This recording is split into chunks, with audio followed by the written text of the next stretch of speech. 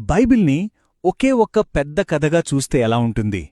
అదే దేవుడికి సాతానుకు మధ్య జరిగిన ఒక పెద్ద విశ్వనాటకంలాగా.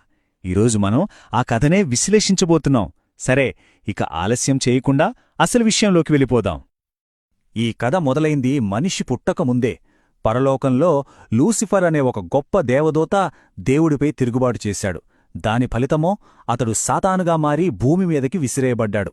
అప్పటినుంచి భూమి ఈ విశ్వనాటకానికి ఒక యుద్ధరంగంగా మారిపోయింది. ఇక ఈ నాటకంలో మరో ఘట్టం మొదలైంది. దేవుడు మనుషుల్ని సృష్టించి వాళ్లకి భూమి మీద పూర్తి అధికారాన్నిచ్చాడు. కాని వాళ్లు పాటించాల్సిన ఒకే ఒక్క చిన్న నియమాన్ని కూడా పెట్టాడు. కాని ఇక్కడే సాతాను రంగంలోకి దిగాడు. ఒక పాము రూపంలో వచ్చి మనుషుల్ని మోసం చేశాడు. వాళ్ళు ఆ నిషిద్ధ పండు తినగానే ప్రపంచంలోకి పాపం, మరణం, రోగాలు అన్నీ వచ్చేశాయి. అంతకంటే ముఖ్యంగా వాళ్లకిచ్చిన అధికారాన్ని సాతాను చేతిలో పెట్టేశారు. మనుషులు ఓడిపోయినా దేవుడు మాత్రం వాళ్ళని వదిలిపెట్టలేదు. వెంటనే వాళ్ళని రక్షించడానికి ఒక ప్రణాళికను మొదలుపెట్టాడు. ఒక చిన్న ఆశాకిరణాన్ని చూపించాడు. బైబిల్లోనే మొట్టమొదటి ప్రవచనం ఇదే.